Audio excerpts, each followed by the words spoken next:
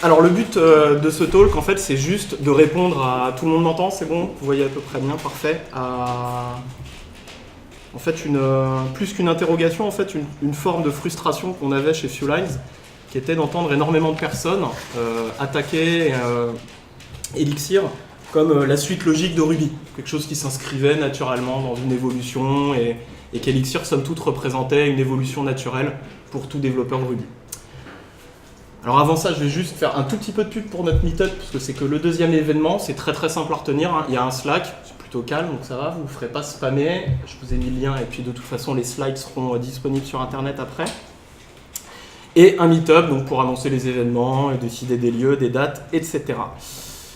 Et je voulais remercier, bien évidemment, donc l'ILFP pour le fait qu'on organise ça, 2 concerts avec eux et avec Xavier, et Dernier Cri pour nous accueillir comme il se doit, chaleureusement, comme à chaque fois. Alors, on a justement vu, pour ceux qui suivent un peu Elixir, donc qui a déjà, qui connaît Elixir dans la salle, juste pour se faire un petit sondage assez... Ok, donc on a quand même... Pour ceux qui ne connaissent pas très rapidement, Elixir a un langage de programmation fonctionnelle qui a 5 ans, qui a été créé par José Valim, dont on parlera un petit peu après, et qui se base en fait sur la machine virtuelle Erlang, qui elle a quasiment 30 ans, et qui fait tourner pour la machine virtuelle Erlang, et donc le langage Erlang, à peu près plus des 3/4 des switches téléphoniques qui vous permettent aujourd'hui de pouvoir téléphoner et d'utiliser de la 4G sans que vos communications soient coupées quand Orange déploie une mise à jour de firmware. Et le problème qu'on avait, l'idée de ce talk, elle naît de ce tweet. Alors elle était née il y a un petit moment, de tous les talks auxquels on avait assisté avec Kevin, Mehdi et Romain, ou des différentes conférences où on était allé. Mais je crois que celui-là, c'est typiquement la goutte d'eau qui a fait déborder le vase, puisqu'en fait, on avait un autre tweet qui était en train de nous expliquer qu'en fait, Ruby, Elixir, Phoenix, était une évolution naturelle et beautiful, c'est quand même mieux quand on parle d'évolution, à Rails. Ou ce projet qu'on peut trouver sur GitHub qui s'appelle Keeper et qui se vend comme étant en fait une sorte de device. Donc pour ceux qui ne connaissent pas device c'est une bibliothèque d'authentification built-in all-in-one en Rails. Ça fait le café device quoi. Vous le mettez, vous pouvez faire de l'OS, envoyer des mails de confirmation d'invitation, de reset de mot de passe avec des politiques assez complexes. Le souci, c'est que device, en fait, c'est vous le prenez tel quel et le jour où vous avez besoin de modifier la moindre chose dessus, ça devient très vite très compliqué. Et s'il y a bien quelque chose qu'on cherche à fuir généralement quand on va aller vers des langages fonctionnels et plus particulièrement Elixir et Phoenix, c'est de se retrouver avec ces espèces de bibliothèques qui font tout et qui sont en fait très peu composables et assez difficiles à faire évoluer. Ou même, pour ceux qui connaissent Sodbot, ça a longtemps été jusqu'à cet article, ça avait un peu commencé avant, était pour moi la boîte référence au niveau mondial dans l'écosystème Rails. C'est une boîte qui est à Boston, c'est un Ruby shop avec que des malades. Ils font des trucs sublissimes, ils contribuent énormément au milieu de l'open source. Mais ils nous ont quand même pendu un petit article qui s'appelle Elixir for Rubyist et dont en fait le gist est juste de dire que Elixir c'est Ruby en mieux. Donc, globalement, la syntaxe est la même, c'est plus rapide et vous avez le pipe operator. C'est cool. Et bon, pour finir d'achever le truc, vous pouvez voir à foison sur Internet des benchmarks qui vont vous expliquer que Phoenix, donc le web framework écrit en Elixir, est plus rapide que Rails, le web framework écrit en Rails. Bon, à cela, j'ai envie de dire, c'est pas réellement une nouvelle. On se doute que Elixir qui tourne sur la VM Erlang et qui va être construit comme on va le présenter dans le reste du talk, n'aura pas trop de mal à exploser une application Rails. Et puis une fois de plus, dans quel contexte ont été faits ces tests, on ne sait pas trop. Donc en gros, on en avait marre de ces comparaisons et surtout on en avait marre que ce qui soit vendu comme message, c'est juste de dire si tu es développeur Ruby, ton futur c'est Elixir, donc apprends Elixir et surtout ne change rien, attaque juste Elixir comme la prochaine version de Ruby. Et le seul problème, c'est que la seule chose que Ruby et Elixir ont en commun, et il n'y en a qu'une seule, c'est ce gars-là, José Valim, créateur du langage et ancien core committer au projet Rails. Passé cette personne, on va voir que les langages, les communautés, les philosophies, les paradigmes, les performances n'ont rien à voir. Alors ça va être un talk un peu technique, mais on ne va pas vous montrer de code. Pourquoi? Pour la simple et bonne raison qu'en fait, les syntaxes d'Elixir et de Ruby sont très proches. Et on pense que c'est là une des principales causes de cet engouement en mode Elixir c'est le nouveau Ruby, etc. C'est que si vous regardez juste la syntaxe d'Elixir, effectivement, et vous êtes développeur Ruby, ou vous êtes développeur à peu près normalement constitué, vous devriez vous sentir un petit peu à la maison sur la plupart des aspects, etc. Et donc avoir l'impression qu'effectivement, ça va être un Ruby qui tourne juste sur une VM qui est plus performante que la VM Ruby et le MRI. Et donc ça cause, c'est la cause de pas mal d'articles et de tweets que l'on voit qui nous expliquent que Elixir c'est Ruby qui a pris des stéroïdes, ou que Elixir c'est juste, comme on l'a vu au début, une évolution naturelle de Ruby. Et on va prendre un exemple réel pour essayer d'illustrer ce genre de comparaison qui pour nous n'a aucun sens. Que les choses soient claires. C'est juste qu'on va comparer le français et l'espagnol. Le français et l'espagnol, ils utilisent le même alphabet, les lettres de A à Z, avec 2-3 différences d'accentuation, mais rien de très compliqué, on s'en sort avec un clavier. Ils sont tous les deux dérivés de la même racine latine. Et on pourrait faire de la traduction mot à mot d'une phrase espagnole en français, et on s'y retrouverait, à partir du moment où on sait traduire pregunta en question, etc. Le problème, c'est que quand vous parlez espagnol, vous ne parlez pas français. Donc un petit espagnol qui apprend l'espagnol à l'école, il n'est pas francophone. Le français ou l'espagnol n'est pas une version de l'autre on stéroïdes. Bon, j'en vois qui commencent déjà à vouloir troller, mais on a bien deux langues qui sont complètement différentes. Et donc en fait, pour Elixir et pour Ruby, c'est la même chose, et on va procéder à une comparaison très rapide des deux langages. Ruby, pour simplifier, vous avez des objets et vous allez globalement vous reposer sur la mutation pour changer l'état. Ce qu'on entend par là, c'est que tout le monde est à l'aise avec ces concepts. Si mon objet A change son état, mon objet B qui pourrait avoir une référence vers lui n'est pas obligé d'être au courant, d'être informé, etc. Et c'est d'ailleurs ce qu'on appelle un peu l'implicite, c'est implicite en l'occurrence. Elixir, on n'a pas d'objet et on va préférer en fait se reposer sur la transformation. Donc on va directement manipuler les données que l'on souhaite transformer, ce qui rend la chose plus explicite, à l'inverse de l'objet. Et voilà, on pourrait s'arrêter là et le talk serait terminé. Voilà, il y a des objets, il n'y a pas d'objets, c'est implicite, c'est explicite. On va quand même essayer de creuser la première des différences. On pourra après parler réellement de ce qu'a voulu faire Joe Armstrong et de ce que pourrait dire Alan Kay là-dessus, mais c'est qu'Elixir, c'est pas un langage orienté objet. Et en Elixir, qu'est-ce qu'on a comme building blocks? On va avoir des modules, rien de très différent par rapport au Ruby ou à d'autres langages. On va avoir des fonctions, et là on va commencer à avoir des petites différences avec Ruby, parce que nos fonctions vont être comme tout langage fonctionnel des first class citizens, à savoir qu'on va pouvoir les passer en argument à d'autres fonctions. Et on va surtout avoir l'immutabilité des variables. Donc ça, c'est quand même le point clé par rapport à Ruby, c'est-à-dire qu'en dehors de votre scope, vous ne pouvez pas modifier les données d'un process, de tout objet, même si on n'a pas d'objet qui est extérieur au scope dans lequel vous travaillez. Et on va avoir d'autres petits outils sympathiques. Le premier d'entre eux, ça va être le pattern matching. Est-ce que vous savez ce que c'est que le pattern matching? Qui ne sait pas ce que c'est que le pattern matching? On peut l'expliquer simplement. Non, c'est cool. Ok.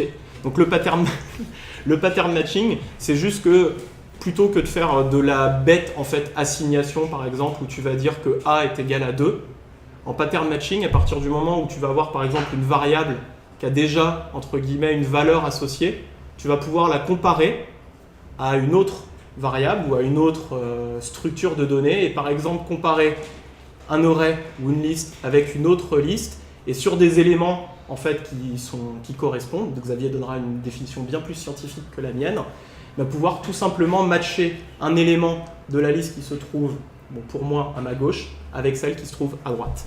Donc ça va nous permettre en fait juste de pouvoir par exemple comparer des valeurs de retour quand on travaille avec des API ou gagner du temps et surtout de la lisibilité quand on va en fait vouloir chaîner différentes fonctions qui ont toutes le même nom et la même arity, c'est-à-dire le même nombre d'arguments pour juste les différencier en fonction des arguments qui sont passés. Alors quand on a dit ça, vous allez me dire, bah ouais, super, breaking news, Elixir c'est juste fonctionnel. Parce que bon, c'est pas objet, il y a des modules, des fonctions et des variables, c'est immutable, il y a du pattern matching. Effectivement, ça peut répondre à la définition d'un langage fonctionnel. Une fois de plus, nous, on n'est pas à l'ILFP, donc la définition philosophique d'un langage fonctionnel ou scientifique, ça ne sera pas de notre ressort. Mais on s'en sort très vite, justement, de ce débat-là, parce que pour nous, Elixir, il n'est pas que fonctionnel, et c'est le pas que qui va nous intéresser. Et c'est le pas que qui va faire qu'Elixir n'a strictement rien à voir avec Ruby. Alors, il n'avait déjà pas grand-chose à voir avec Ruby à partir du moment où il était fonctionnel et pas objet, mais quand on va parler de ce qui suit, on va encore plus marquer la différence entre les deux langages. Alors le premier point, c'est qu'Elixir est concurrent. Je crois avoir entendu dans la salle qu'il y avait des personnes qui faisaient du Go ou du Scala. Donc ces personnes-là vont aussi nous dire « mon langage aussi, il est concurrent », effectivement. Mais c'est pas fini, donc on va même pas spécialement expliquer ce qu'est un langage concurrent, parce que ce qui va nous intéresser surtout, c'est qu'Elixir, il est distribué. Donc là, normalement, ceux qui font du Go, c'est un peu plus compliqué, et ceux qui font du Scala, on pourra continuer à en parler juste après. Comment ça marche concrètement la distribution en Elixir et pourquoi c'est bien? Et là, pour le coup, ça n'arrive pas souvent, on va avoir une similitude avec Ruby, mais pas qu'avec Ruby, c'est que en Elixir, votre code il est évalué de manière séquentielle. Donc là, ça va, on est à la maison comme dans beaucoup de langages. Et donc votre business logic, votre ajout au panier, votre page de paiement, votre choix de la méthode d'expédition, j'aime bien le e-commerce, c'est écrit séquentiellement. Voilà. Donc on met d'abord la carte bleue, ensuite on est débité et à la fin on a la page de confirmation ou je ne sais quoi. Mais on va rajouter en fait un petit niveau à ça en Elixir, c'est que ce code, en fait, ce service, par exemple, si vous faites des service objects en Ruby, en fait, nous, on va le wrapper, on va le mettre dans ce qu'on appelle un process. Alors, qu'est-ce qu'un process, vous allez me dire? Un process, premièrement, c'est pas un process au sens où vous l'entendez si vous êtes allé en école d'informatique et que vous avez eu la chance, comme moi, d'avoir des cours de système d'exploitation. Donc on n'a pas un OS on n'a pas un process au sens OS du terme, on a un simple thread d'exécution. Et on a un thread d'exécution qui a en plus la particularité d'être ultra léger. Je ne sais plus quelle taille ça fait exactement, Kevin, je crois que c'est quelques kilos, c'est vraiment ultra light. Le deuxième point important, donc la première définition, c'est que c'est un thread. Donc c'est pas un process, mais à partir de maintenant, quand on va parler de process, on parle de process Elixir.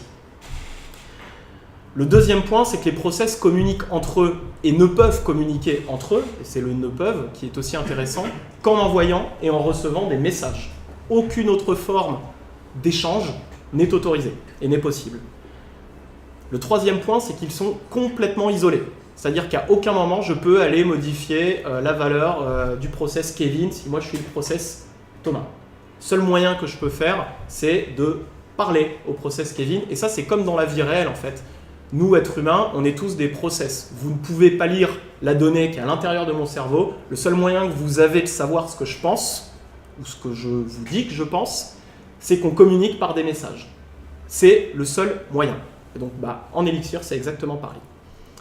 Et le quatrième point, et pas des moindres, c'est que tous ces process peuvent être exécutés de manière concurrente sur une seule et même machine, mais pas que, mais à une échelle très importante. Est-ce que vous avez entendu parler de l'article de blog de WhatsApp qui est fait en Erlang, qui a expliqué comment ils étaient arrivés à 2 millions de process sur une machine? Non, en gros, on vous mettra le lien. Donc WhatsApp, il y a 2 ans, en fait, a écrit un blog post pour expliquer en quoi Erlang c'était de la bombe.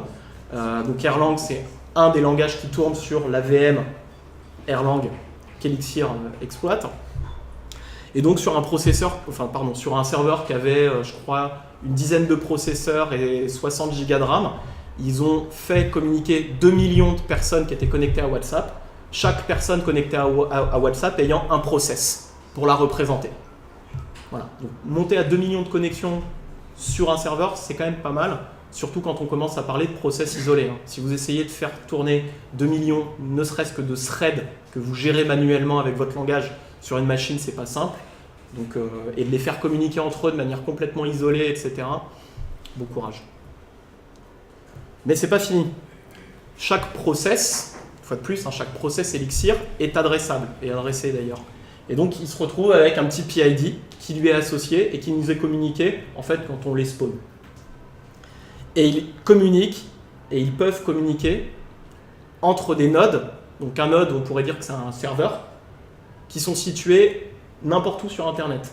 Alors ça paraît basique dit comme ça, parce qu'en 2016, forcément, envoyer des messages à un serveur qui est situé à Tokyo, il n'y a rien de révolutionnaire derrière ça. Ce qui est révolutionnaire, c'est juste d'imaginer qu'en Ruby, vous auriez un objet, une instance qui pourrait communiquer avec une instance d'un autre objet Ruby qui serait exécuté par une VM Ruby qui est à l'autre bout de la planète sans que vous ayez à gérer tous les aspects réseau, sécurité, performance, scaling, enfin voilà. À partir du moment où la machine virtuelle Erlang est bootée, qu'elle a accès au réseau et que vous configurez ce qu'il faut, il y a des trucs il y a des règles de sécurité qui sont en place, tous vos process peuvent communiquer entre eux, nativement.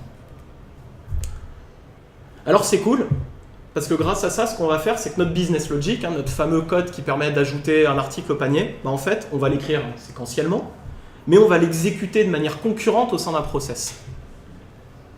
C'est toujours OK pour tout le monde Et donc désormais, on a un truc qui est génial, c'est qu'on va avoir un business workflow, ce que je vais appeler le business workflow, c'est le workflow de mon site e-commerce, qui va s'exécuter de manière concurrente, juste parce que je vais être capable de spawner une infinité de process sur mon serveur. Il y a un petit point qu'on n'a pas précisé, mais comme ça on fait un petit peu une intro à Elixir là, c'est que par défaut, la VM Erlang va exploiter 100% des ressources disponibles sur une machine sans que vous ayez besoin de la configurer.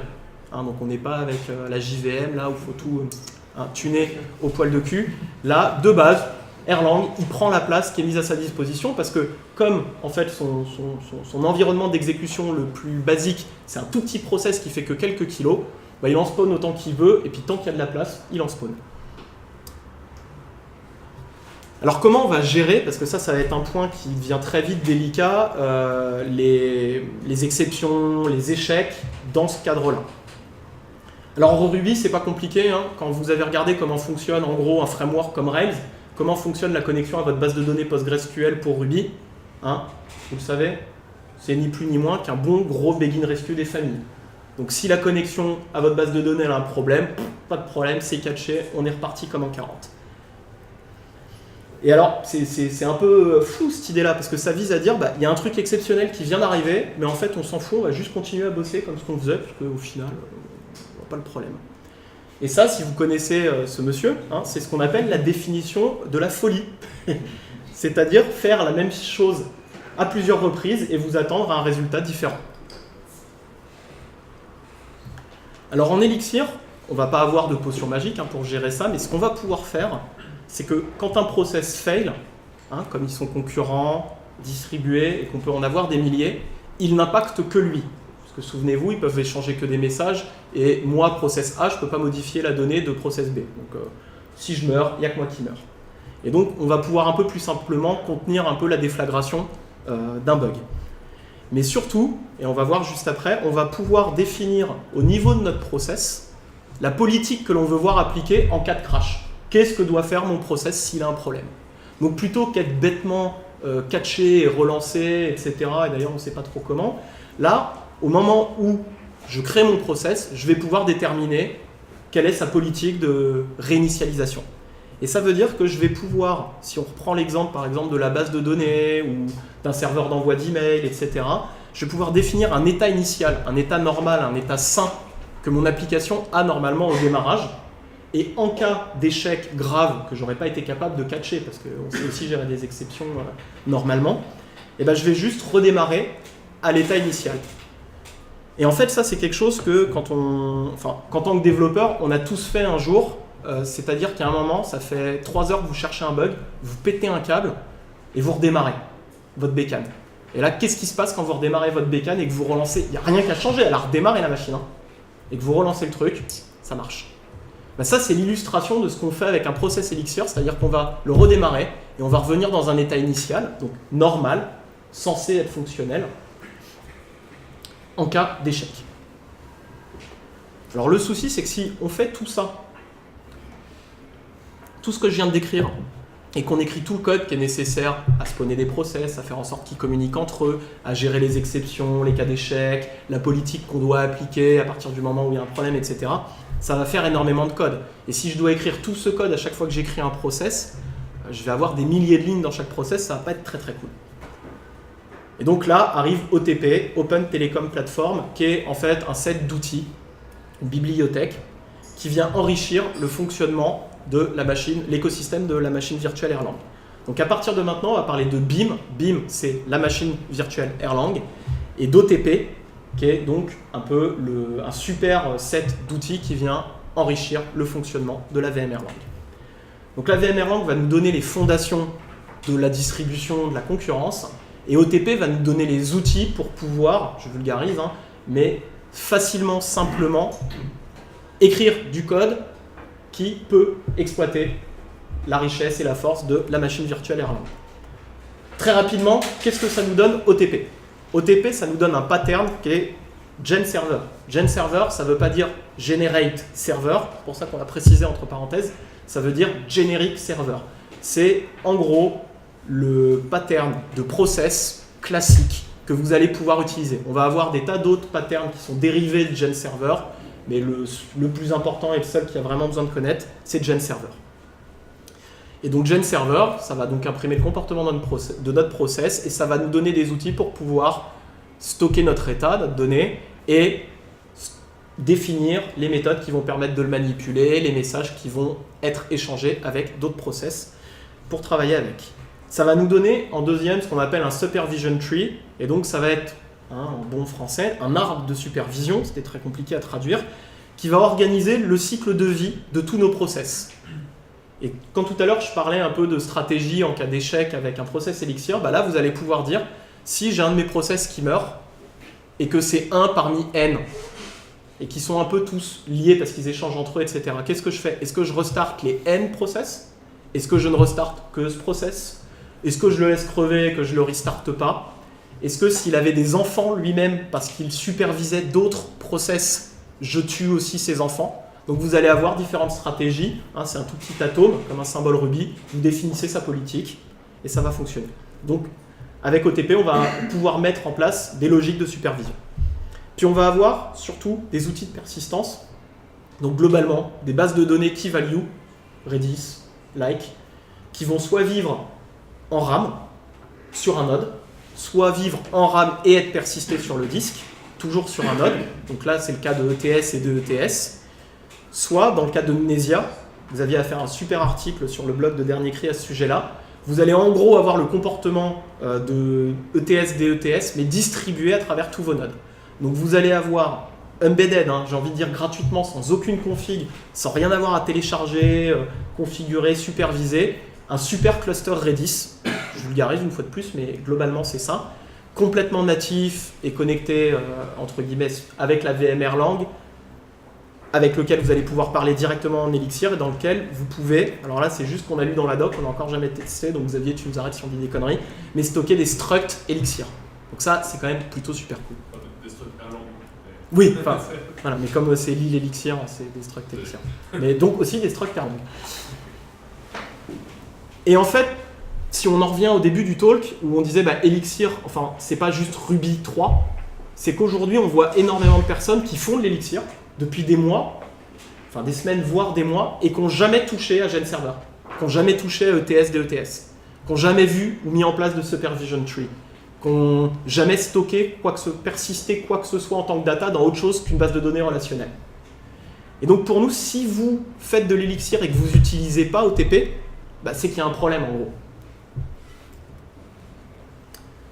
Parce que si vous voulez faire de la concurrence et de la distribution avec Ruby, sachant que la concurrence et la distribution, c'est la promesse d'Elixir, comment vous allez devoir le faire? Si on se dit, hop, Elixir n'existe pas, Erlang n'existe pas, Scala n'existe pas. Et donc, pour arriver à ce même niveau-là, juste sur la concurrence, on va devoir, en fait, faire quoi? Premièrement, gérer du threading. Alors moi je l'ai fait en Ruby, been there, done that, et j'ai plus jamais envie d'y retourner. Je sais pas pour les développeurs Ruby, ceux qui ont eu à optimiser des applications qu'ils avaient développées eux-mêmes pour faire du threading, c'est quand même assez chiant. parce que vous devez bien évidemment gérer l'état qui accède. Vous allez avoir des centaines de threads qui sont là les uns à côté des autres, qui peuvent tous accéder à la donnée de l'autre, modifier l'état, et puis comment ça se passe en cas d'accès concurrent, qu'est-ce qui se passe si le process B il arrive juste avant celui qui était censé arriver avant et qu'il a modifié l'état et que celui qui arrive derrière, enfin on comprend plus rien, c'est le bordel. Donc on va devoir faire du mutex pour gérer justement ça, et dans tous les cas ça va être assez compliqué. Et puis ce qu'on va devoir faire aussi assez rapidement, pour retrouver un peu le comportement d'ETS, de ETS, mais pas que, pour pouvoir un peu distribuer ça et que notre machine ne pète pas un câble, c'est gérer en fait des background jobs avec un rescue, avec un sidekick, ce qui est très bien. Moi je l'ai fait, ça marche très bien. C'est des très bons outils. Le souci, c'est que c'est fire and forget, donc vous ne pouvez pas par exemple traiter une demande de paiement synchrone dans un background job. Si vous avez besoin que votre client reçoive des infos pendant le paiement, garder la communication avec lui, ça va être compliqué. Ça peut vite devenir ce qu'on va appeler un enfer d'appels récursifs, quand un job appelle un autre job, qui lui-même appelle un autre job. On va finir par avoir du mal à débugger et à comprendre ce qui se passe en cas de problème, et surtout à retrouver un état sain, c'est-à-dire, c'est ce qu'on disait, de pouvoir repartir avec l'état initial de notre donnée parce qu'on a eu un crash. Et bien sûr, pour faire tout ça, et c'est quasiment le plus important, vous allez avoir besoin d'un sacré bon sysadmin.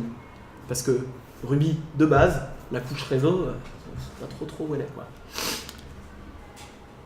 Mais si vous arrivez à faire tout ça, et si vous l'avez déjà fait au travail, vous avez une super application qui est complètement concurrente et qui fait de la distribution en Ruby, vous pouvez en parler à ce gars-là.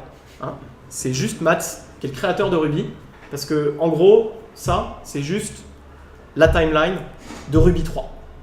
Ruby 3, qui devrait arriver dans 2, 3, 4, 5 ans, qui a été annoncé, moi j'étais à Euruco là cet été, enfin à la rentrée plutôt. Ruby 3 va adresser ces sujets-là et ces problématiques-là, mais uniquement en termes de concurrence, bien évidemment. L'aspect distribution, les nodes, etc., vous oubliez. Donc vous allez juste avoir la possibilité d'exécuter de manière simple et native des threads de manière concurrente sans avoir à faire du threading à la minute. Donc j'ai bientôt fini, mais qu'est-ce qu'on a appris? Alors nous là, c'est nous Viewlines. Qu'est-ce qu'on retire un peu de notre expérience d'Elixir et de pourquoi on pense que Elixir c'est pas la suite de Ruby?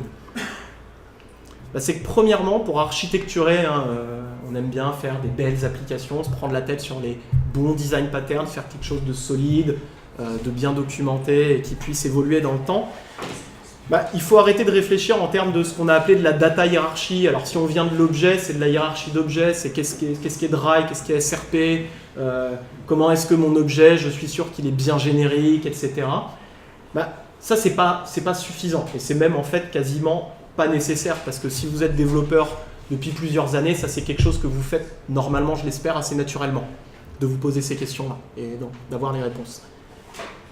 Mais nous, ce qu'on a eu besoin de faire, et ce qu'on a mis du temps à faire, parce qu'on n'avait pas identifié ça comme étant le facteur clé d'un bon design pattern d'une application distribuée, c'est surtout de se poser la question de la manière dont notre application doit réagir en cas de failure.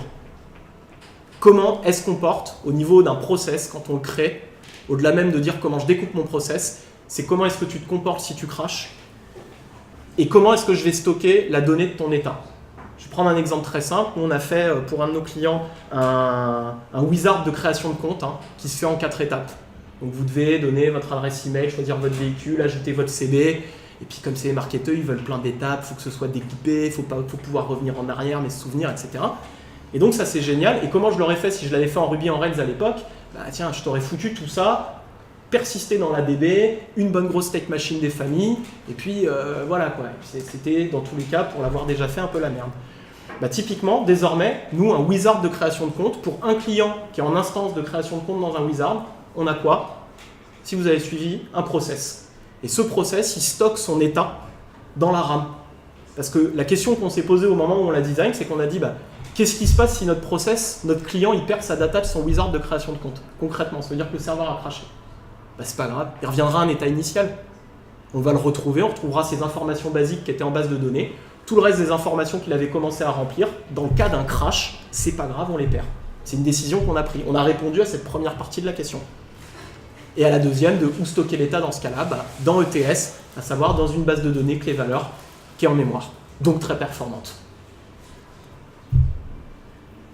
Alors OTP, BIM, ça ne nous donne pas en fait il n'y a pas de Railsway, il n'y a pas de magical pass, il ne va pas y avoir de raccourci avec OTP pour designer une belle application distribuée. Ça va juste nous donner des outils très basiques. OTP, c'est pas un framework, donc il n'y a pas de... Voilà, c'est pas juste comme ça, à des IP avec une doc magnifique, et puis vous pouvez très rapidement faire votre blog en 15 secondes. Vous allez avoir besoin de passer beaucoup de temps à réfléchir à la manière dont vous allez vouloir designer votre application. Vraiment. Et en conclusion, on pense qu'Elixir, c'est clairement une technologie pour là ou les décennies à venir, à partir du moment où vous acceptez de redevenir un peu un noob et de rebrancher, de refaire les connexions dans votre cerveau sur la manière dont vous attaquez le développement. Quand je parle de tout ça quand vous avez un background objet. Je ne parle pas à tous les gens qui viennent à l'ILFP et qui sont déjà très très bien rewired. Et surtout, n'hésitez pas à passer à Elixir si vous avez envie d'un nouveau challenge. Et donc si vous êtes prêt un peu à vivre cette expérience-là et à vous faire un peu mal. Parce que si ce que vous cherchez, c'est juste Ruby avec de la concurrence, nous on va vous recommander de l'attendre en fait, parce qu'il arrive. Voilà, merci à tous. Et si vous avez des questions...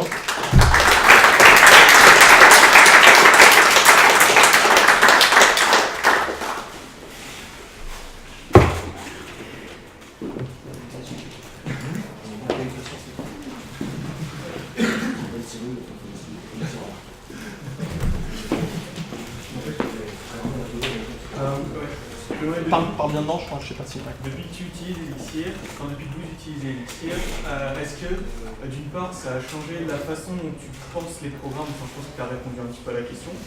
Mais surtout, est-ce que tu vois des cas d'usage? Est-ce que tu réutiliserais par exemple Ruby on Rails aujourd'hui dans un nouveau projet? Et si oui, est-ce que tu le referais de la même manière? La question scolaire. Non, mais question qui peut prêter à débat en plus, donc je vais essayer d'être le plus neutre possible. Alors aujourd'hui, si je devais refaire du Ruby on Rails, et le cas s'est présenté, c'est que je pense qu'il y a aujourd'hui encore rien de mieux comme techno pour prototyper quelque chose. Donc le cas concret, c'est que il nous arrive d'accompagner des startups, je déteste ce mot, mais bon, comme ça c'est imposé, des boîtes qui ne savent pas encore comment elles vont faire de l'argent, et qui cherchent donc un modèle, et c'est ça qui est très intéressant. Et avec Ruby, c'est idéal justement d'avoir Ruby on Rails, parce qu'on va pouvoir prototyper très rapidement, et concrètement, pour une boîte qui va avoir 15, 20, 30 connexions pour un site web d'une startup, on n'en a quelque part rien à faire de pouvoir être concurrent et distribué.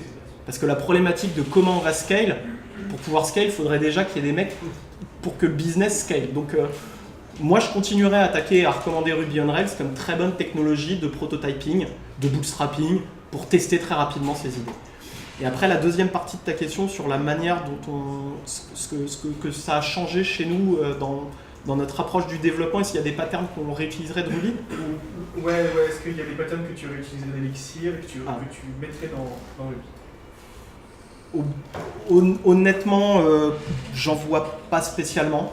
Mais parce qu'on était déjà un peu sorti de la Railsway, donc c'est vrai que c'était on a des formes objects, des services objects, des policies, ce genre de choses. Donc moi j'en vois pas. Mehdi, Kevin, je sais pas si vous voyez on a quand même switché quoi, si tu veux concrètement. Le fait est que aujourd'hui 80 parce qu'on fait quand même du JS, il y a du front. Mais en gros sur tous les développements back office, on fait plus que de l'Elixir. Mais justement, tu as dit que tu faisais du JS, alors JS il a certaines capacités à faire du fonctionnel. Est-ce que du coup, depuis que tu fais du Elixir, tu vas avoir tendance à mettre de l'imitabilité? Non, mais moi je fais pas de JS, donc en fait je peux pas trop répondre à cette question-là parce que je suis vraiment pas un front-end guy et j'aime pas vraiment JS, mais enfin c'est un très bon langage, mais c'est pas trop... mais Mehdi pourra peut-être répondre un peu à cette question-là si tu le souhaites. Je pense que comme il est déjà bien...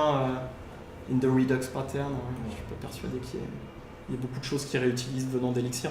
Je pense que la clé, c'est plus de se dire, on a des patterns en fait en Elixir qui ne sont même pas ceux typique de la programmation fonctionnelle, j'ai envie de dire.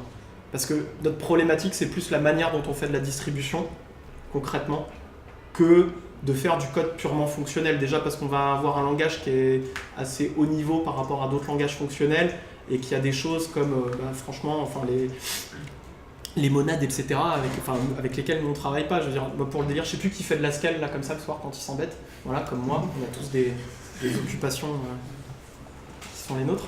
Et c'est vrai que j'ai pris une claque quand j'ai fait mes cours en Haskell, parce que j'ai vu une grosse différence entre Haskell et Elixir dans la manière de penser les choses, etc. Tout à l'heure, je parlais de code séquentiel et toutes ces choses-là. Donc, je pense qu'Elixir, c'est clairement une niche un peu à part. C'est un langage fonctionnel, mais avec des outils distribués. Et c'est la partie outils distribués sur laquelle nous, on a envie d'insister. Parce que c'est elle qui change la donne, et c'est elle qui change la manière dont vous concevez, vous devriez concevoir vos programmes. Je ne sais pas si tu as répondu à ta question. Oui, je parlais très fort. Toi, j'ai une question un peu naïve. Tu as dit que la primitive de communication dans les processus Elixir, c'était les messages. Alors moi, je ne pratique pas vraiment l'orienté-objet, mais j'en ai une connaissance légèrement théorique. Et moi, on m'a souvent dit que ce qui caractérisait l'orienté-objet, c'est justement la notion de message. Et donc, est-ce qu'en couplant cette notion de message avec l'objet Fiber, qui existe depuis le 1.9 ou 1.3, est-ce qu'on pourrait imaginer avoir un système concurrent réellement utilisable? Je dis juste concurrent, parce que... Pourquoi pas, oui, je sais pas, je me suis pas posé cette question. je pensais que tu allais me parler d'Alan Kay et plus globalement du fait qu'en Elixir on allait avoir effectivement la véritable définition de l'objet, parce qu'un process c'est de la donnée, du comportement, une isolation totale, de la véritable immutabilité, et que la seule manière de pouvoir agir sur un autre objet c'est de lui envoyer un message. Moi c'est plutôt ce que je vois, plutôt que de me poser la question de savoir comment on va rendre Ruby concurrent ou distribué. Je pense pas que le débat soit là malheureusement désormais. Ça va ? Je trouve les questions hyper intéressantes. Il y a d'autres questions ? Bon, allez-y, donnez la voix haute, je les répéterai pour... Alors moi je fais partie des gens qui ont découvert Elixir ce matin, cet après-midi. Ouais. Un peu ce soir aussi, j'espère. Un peu ce soir. Merci pour la présentation. Merci. Je voulais savoir quelles sont les applications autres que le web. Est-ce qu'il y a des applications scientifiques par exemple, genre un peu comme du Scala, ou est-ce que... Alors scientifique, je pense qu'il faut que tu poses la question à Xavier, mais je suis quasiment persuadé que vu que ce monsieur est issu de l'université française, un peu belge aussi, mais surtout française, et qui fait de l'Erlang depuis tout petit, c'est qu'effectivement ça doit être utilisé quand même dans le milieu scientifique, mais moi je ne pourrais pas te répondre là-dessus. Par contre, sur les autres applications en dehors du web, oui, avant tout. La première, elle est surtout au niveau des télécoms, mais elle est aussi sur, en fait... ça, c'est Erlang pur. Erlang. Après, dans Elixir, on a un langage qui est assez récent, mais qui commence à être utilisé beaucoup dans l'informatique embarquée, le fameux Internet des objets, avec des frameworks comme Nerves, dont vous avez peut-être entendu parler, qui vous permet en fait de faire tourner la VM Erlang, BIM, sur un Raspberry Pi. Et donc, vous allez pouvoir déployer très facilement des applications Elixir que vous avez packagées, compilées directement vers un Raspberry Pi. Et Kevin pourra un petit peu vous en parler parce qu'il a des petits projets personnels qui tournent autour de ça, et ça change quand même pas mal la vie de passer de Python à Elixir pour pouvoir interagir par exemple avec une LED sur la notion d'état, de quelle couleur est-ce qu'elle doit être en fonction de ce qu'elle reçoit comme message, etc. Quand vous pensez à réfléchir comme ça et qu'une LED ça devient un process, ça change la vie.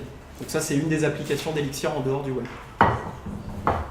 Tu nous as présenté surtout les avantages d'Erlang au final, et pas tellement d'Elixir, j'ai l'impression. Et je pense que ça doit être un truc à part, Erlang et Elixir est différent. Ouais, alors, juste en une phrase ou deux. Alors la question c'est que j'ai pas présenté j'ai surtout présenté les avantages d'Erlang dans ce talk, plutôt que ceux d'Elixir, et quels seraient les avantages d'Elixir par rapport à Erlang. Alors effectivement on a plus parlé des avantages d'Erlang parce que c'est Erlang qui fait la différence et qui explique en quoi en fait Elixir c'est pas Ruby 3 ou 2 ou 4, ou c'est pas juste une suite. Après, ce qu'Elixir ça amène concrètement par rapport à Erlang, premièrement, c'est une syntaxe qui est plus facile à appréhender quand tu viens des langages un peu mainstream, j'ai envie de dire. Deuxièmement, c'est clairement par exemple des macros qui permettent, je l'ai survolé, je n'ai pas expliqué ce que c'était, je viens de m'en rendre compte. Et les macros, ça permet de faire de la métaprogrammation, d'écrire en fait de l'Elixir en Elixir. Le meilleur exemple, c'est que 60-70%, j'ai plus le chiffre exact en tête, mais il est assez important, d'Elixir est écrit en Elixir via des macros. Qu'est-ce qu'on va avoir d'autre comme avantage d'Elixir versus Erlang, Kevin ? Les protocoles, c'est juste colossal, les protocoles, donc cette logique un peu d'interface à la Java, si tu as fait du Java. Une documentation et un écosystème qui est beaucoup plus noob-friendly, parce qu'aujourd'hui on a déjà beaucoup de bouquins, ne serait-ce que ce meetup, tu vois, il n'y avait pas de Erlang Lille par le passé, avant même qu'Elixir existe. Donc, et je pense aussi une communauté qui est quand même ultra dynamique et qui a, à la différence de beaucoup d'autres langages qui viennent exploiter une VM déjà existante, deux communautés Erlang et Elixir qui travaillent vraiment de concert. Et à la différence de ce qu'on peut voir, malheureusement, je ne souhaite pas troller, mais c'est quand même une réalité autour de la JVM, entre Clojure, Scala et Java.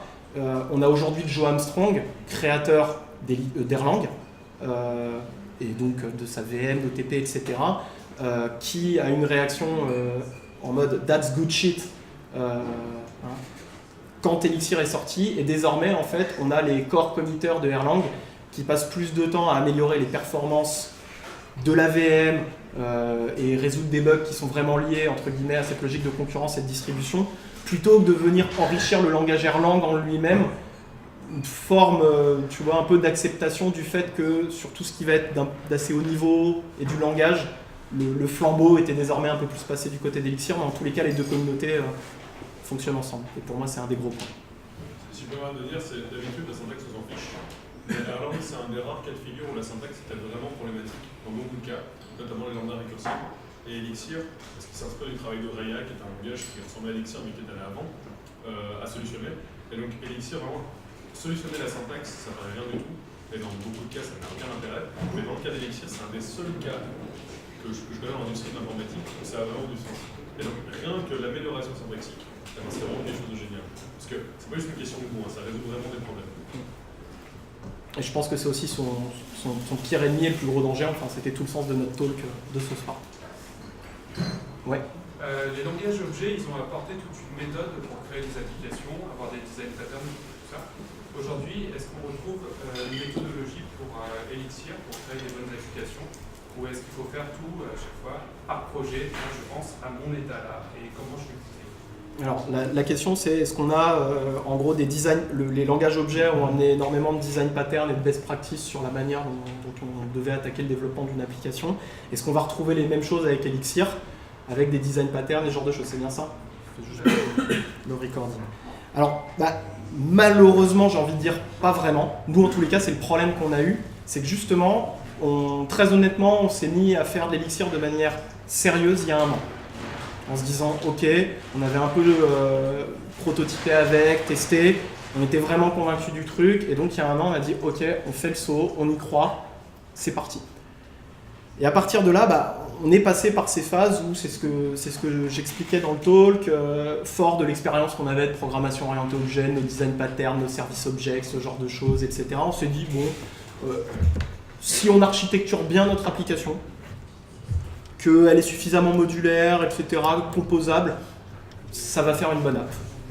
Et en ça, en fait, on est passé complètement à côté du cœur d'Elixir, et donc qui était ce dont on a parlé, à savoir ce côté distribué, comment est-ce que tu fais des process, comment est-ce que tu définis des politiques, etc. Et en fait, tu as très peu de design patterns, très peu de bouquins qui expliquent que c'est ça la clé, ou que ça peut en être une. Donc c'est un apprentissage qu'on a fait par nous-mêmes, et le seul bouquin qu'on peut recommander qui en parle un peu, enfin il y en a deux. Il y a The Little OTP and Elixir Guidebook qui permet en fait qui te fait réimplémenter en fait tous les patterns d'OTP comme Gen Server, comme Pool Boy, etc. mais en mode bit couteau from scratch pour que tu comprennes réellement comment c'est fait. Et le deuxième qui est d'un beaucoup plus haut niveau, mais qui est de Francesco Cesarini, qui est un des core committers d'Erlang, particulièrement sur les aspects de distribution de la VM, qui donne des design patterns d'architecture d'application, notamment au niveau des supervision trees.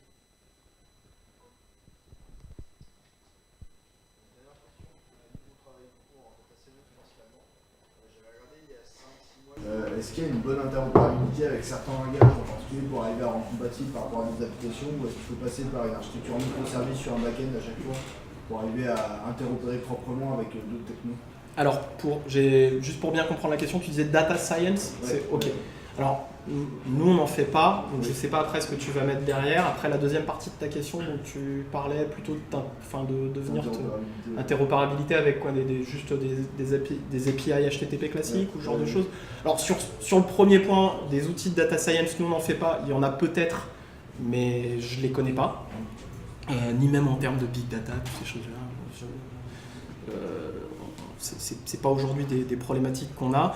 Par contre, au niveau du fait de pouvoir bien évidemment avoir des bibliothèques pour connecter à des API, etc., tu as une bibliothèque de base ultra basique si la question c'est juste au niveau de ce qu'est HTTP, HTTP Poison, enfin HTTP Poison, il n'y a qu'un seul P, qui fonctionne très très bien. Nous, c'est celle qu'on utilise pour travailler avec des API. Et après, je pense que c'est comme dans plein d'autres langages, c'est rarement une problématique que de trouver une bibliothèque pour te connecter à une API.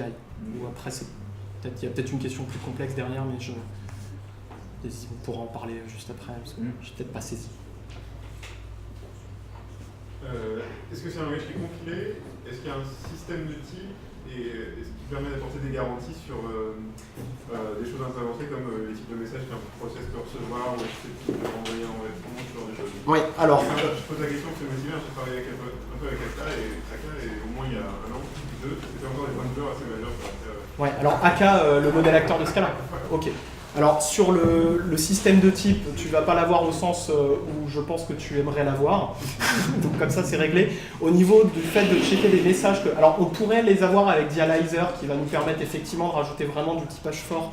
Mais malheureusement Dialyzer, qui fait pourtant partie d'OTP, qui est maintenu par la communauté Erlang, ne s'est pas imposé, et même si on peut l'ajouter dans nos projets, nous on a essayé de le faire. Le problème c'est que toutes les bibliothèques dont on dépend n'inclut pas Dialyzer et qu'on a en tous les cas nous jamais réussi à pouvoir ajouter Dialyzer sans qu'il gueule et qu'il pète à cause des dépendances qui n'étaient pas typées via lui. Au niveau des messages, alors tu fais juste du pattern matching sur les messages que tu reçois. Peut-être que moi j'ai un peu tendance à toujours chercher comment contourner le truc, mais nous ça nous suffit aujourd'hui en forme de typage des messages qu'on reçoit, mais ça va pas être du typage au sens propre, pur et dur du terme, donc j'aurais envie de dire non aussi à cette question-là. Une fois de plus, Kevin Mehdi, je parle sous votre contrôle, mais on n'a pas vraiment de solution autour de ça. Potentiellement, en fait, ton message, c'est juste un tuple avec une string. Après, tu peux pattern matcher sur une struct. Voilà. Alors, on peut pattern matcher sur une struct ou d'autres choses, mais on se reposera toujours sur le pattern matching pour... Du coup, s'il y a un message qui arrive et qui est d'une forme, disons, pour pas utiliser le motif, à laquelle tu t'attendais pas, c'est une runtime. Non, alors de base, en fait, il est juste ignoré. Okay. C'est la beauté du truc. Enfin, pour nous. D'autres questions? Ouais. Yes. Du coup, les process, ils parlent entre eux, mais si tu as besoin, par exemple, qu'un WebSocket parle avec ton process, comment ça se passe à ce niveau-là? On a des bibliothèques pour ça, on a les channels qui fonctionnent très très bien. Donc, que ce soit n'importe quel langage peut parler à un process. Exactement. En fait, alors, il n'y a pas que les channels, mais les channels qui sont là plus un projet autour de Phoenix. En fait, on a des SDK pour iOS, JS, etc. qui nous permettent directement de pouvoir parler via Phoenix à nos process Elixir. Par contre, depuis l'extérieur, tes process Elixir sont pas Elixir, enfin tes process en fait sont pas accessibles, ouverts. D'accord. Et donc, toi, tu conseillerais à tout programmeur Ruby de passer à Elixir et d'abandonner Ruby au-delà du cours de typage? Non, justement, enfin si c'est ce que vous retenez de ce talk, c'est que j'ai parlé trop vite ou mal, mais c'est une interprétation personnelle. Mon but c'est plus de dire si vous êtes très satisfait de Ruby aujourd'hui, ne changez pas.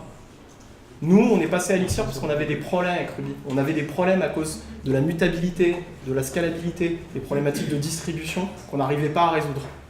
Et on avait déjà, on ne parlait pas encore de Ruby 3, des guildes à cette époque-là.